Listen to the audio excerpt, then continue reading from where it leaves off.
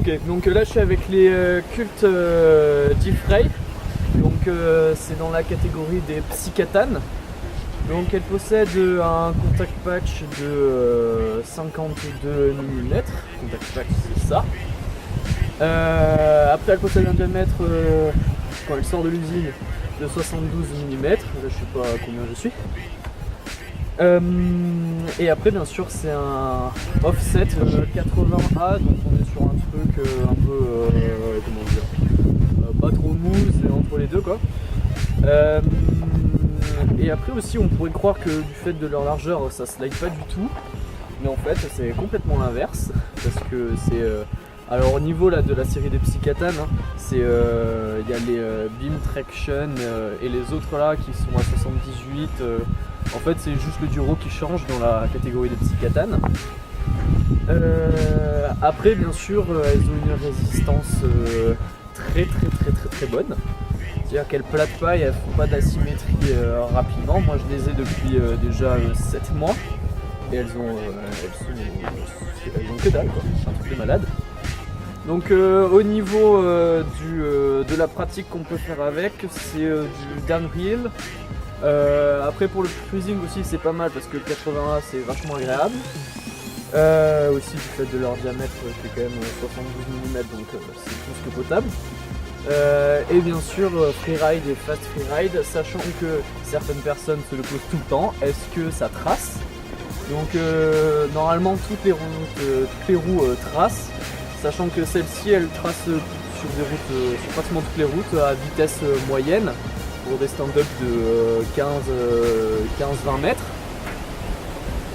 Donc c'est ce qui est plutôt cool si vous voulez faire des traces avec une mesure quand même qui est vachement bonne quoi.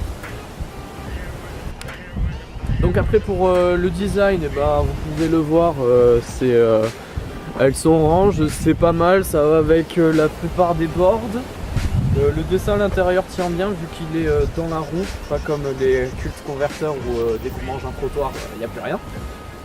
Et comme aussi les Morgan. Hein. Donc après le comportement dans les slides, on est sur des roues qui sont vraiment le prévoir, comme la plupart de chez Cult, comme les converteurs et les classiques.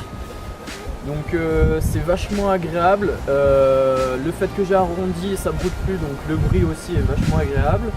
Et en plus le tracé, alors là c'est le top. Donc après tout ce qui est aspect commercial, bah, c'est des roues qui ont un très bon rapport qualité-prix, contrairement aux Morgan. Du fait, eh ben, moi je les ai depuis 7 mois comme je vous l'ai dit tout à l'heure. Mais aussi j'ai un rail léger donc ça fait que je les use pas trop.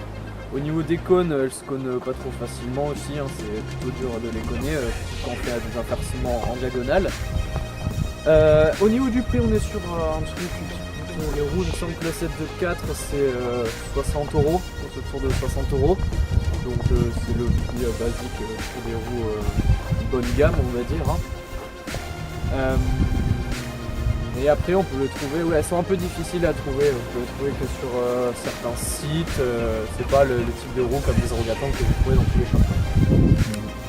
Donc au niveau de l'usure, bien sûr on est sur un truc qui tient vachement bien la route. Perso j'ai arrondi un petit peu les bords parce qu'elle est livrée avec une lèvre directe, donc ça broute un peu quand on slide. Donc moi j'ai arrondi un peu les bords. Et au niveau de l'usure, effectivement, eh ben, on n'est pas au niveau des Liam Morgan qu'on craque en 5-6 sessions. Donc pour conclure, eh ben, ces roues c'est très bon rapport qualité-prix.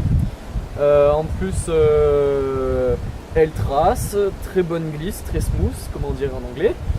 Très bonne durée de vie, aussi très bonne accroche, donc très prévisible, on sait quand ça décroche ou pas. Elles sont top et ciao, à la prochaine.